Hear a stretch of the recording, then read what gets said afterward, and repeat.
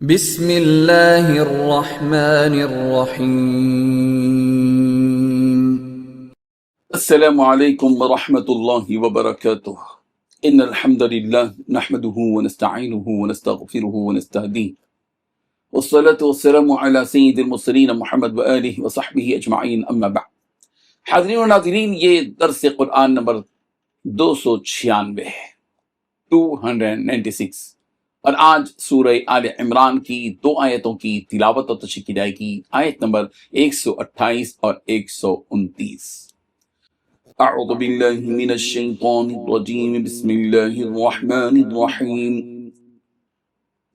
لیس لک من الامر شیء او یتوب علیہم او یعذبہم فإنہم ظالمون، وَلِلَّهِ مَا فِي السَّمَاوَاتِ وَمَا فِي الْأَرْضِ يَغْفِرُ لِمَن يَشَاءُ وَيُعَذِّبُ مَن يَشَاءُ وَاللَّهُ غَفُورٌ رَحِيمٌ۔ صدق اللہ العظیم۔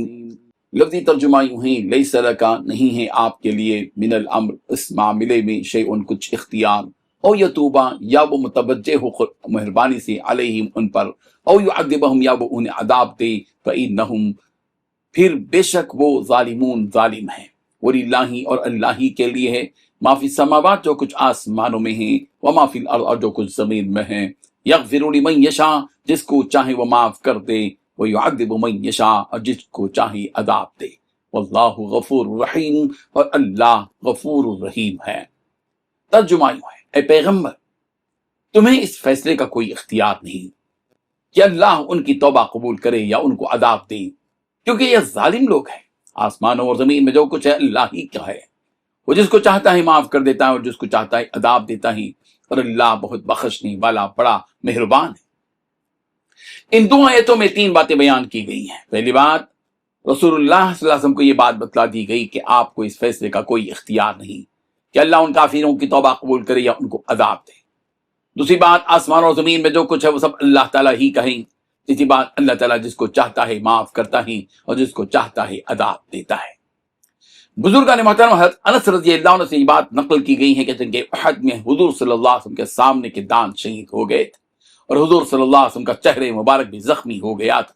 آپ علیہ الصلوۃ والتسلیم کے چہرے مبارک سے خون بہ رہا تھا، اور آپ علیہ الصلوۃ والتسلیم میں فرما رہے تھے کہ وہ قوم کیسے کامیاب ہوگی جس نے اپنے نبی کے چہرے کو خون سے رنگ دیا، اس حال میں کہ وہ انہیں ان کے رب کی طرف بلا رہا تھا۔ اس موقع پر یہ آیت نازل ہوئی کہ لیس لک من الامر شیء او یتوب علیہم او یعذبہم فانہم ظالمون، آپ کو کچھ اختیار نہیں ہے، اللہ چاہے تو ان کی توبہ، ان کو توبے کی توفیق دے یا ان کو عذاب دے، کیونکہ وہ ظلم کرنے والے ہیں۔ گویا اس آیت کے ذریعے رسول رحمت صلی اللہ علیہ وسلم کو بالواسطہ صبر و تحمل کی تعلیم دی گئی ہے کہ آپ ایسے مواقع پر صبر و تحمل سے کام لیں۔ ہدایت اور ضلالت، مغفرت اور عذاب، یہ سب اللہ کے ارادے پر موقوف ہے۔ ممکن ہے کہ انہی دشمنوں میں سے کسی کو ایمان کی دولت نصیب ہو جائے، اور ایسا ہوا بھی کہ جو لوگ جنگ احد میں مکہ مکرمہ سے لڑنے کے لیے آئے تھے، ان میں سے بعض نے توبہ کی اور مسلمان ہو گئے، جیسے ابو سفیان، صفوان بن امیہ، ہندا، وحشی بن حرب وغیرہ وغیرہ۔